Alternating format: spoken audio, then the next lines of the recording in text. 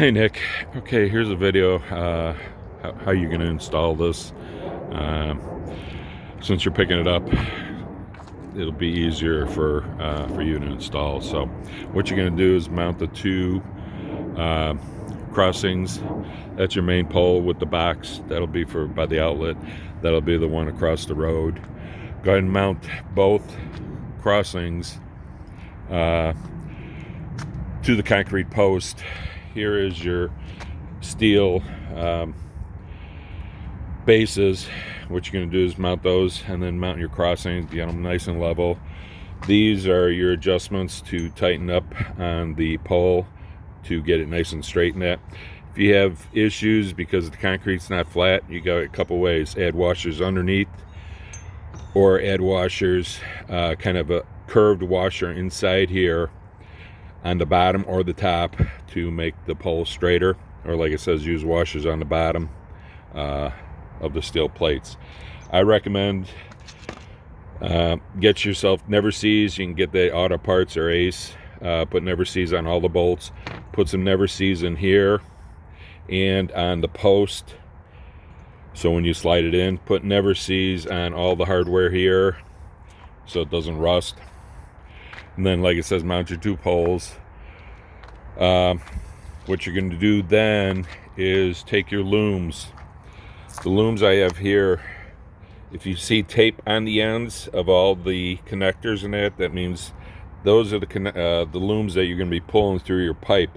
But what I recommend doing is putting all your looms, mount them above ground, hook them up everywhere, put your reed magnets, doesn't matter which one, put it, use the red for the one direction, the green the other direction, run the wiring loom out and hook them all up to the pole and to the both crossings. So once you get all that completed, then you can test it. So what I'm saying is, the reason why he's doing this, so if you have a bad connection or something's wrong, it's easier to see it now. So then the next step is, if it's all working good, and what you're going to do is excuse me, install your wiring loom. What you're going to do is install your two magnet switches first, install the two wiring looms there, leave the other looms together still above ground, hook up the reeds, test it again. Everything works, then work on your next step. What I would recommend, if you could do it, some people have and some haven't, run each section of loom. Okay, what I mean, you're going to have three sections here. Two looms. One will be for the LEDs on the crossbar and the bell. The other loom will be for the motor and the reed. And then the final loom will be for the gate lights. So if you want to do individually, or if you want to run all four and then hook up the four groups of looms and then test it again. Let's see, you're going to take, once you get it completed, get the gate arms down to install the gate arms. It'll be easier than trying to do them when they're standing up. The one that has kind of sanded marks, that'll be for your main boom, because this one is tighter than the other one.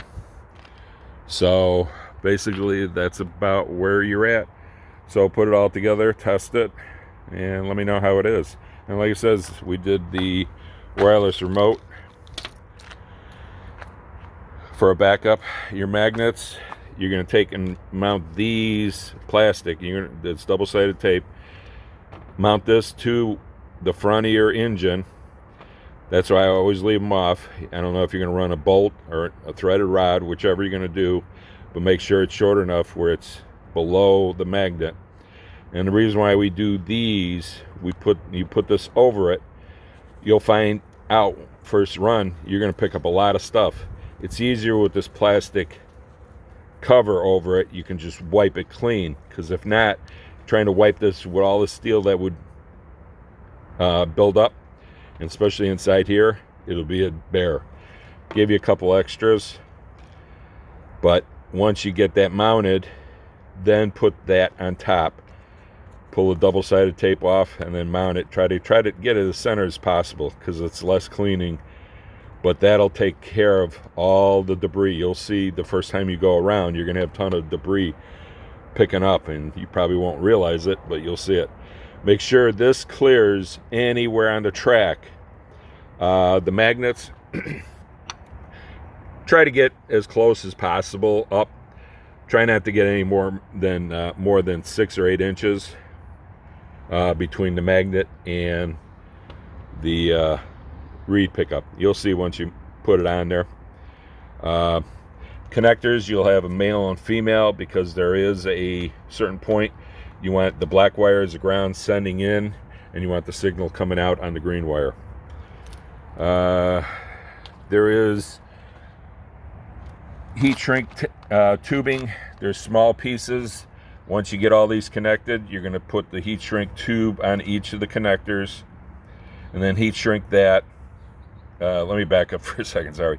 You're going to put the 2 heat shrink small pieces on there, and then on the big loom on the end, you're going to take the long piece. So kind of measure, you want to cover from the steel to the end of here. Try to keep the moisture out. So from the steel to here, once you have this connected, you'll see the longer ones. You're going to run the heat shrink from there to there, but you can install that long heat shrink in that longer white piece, heat shrink these, and then heat shrink the long one. Once you do one, retest it. I know this is, but it's needed. Retest it and then go ahead and do the second read.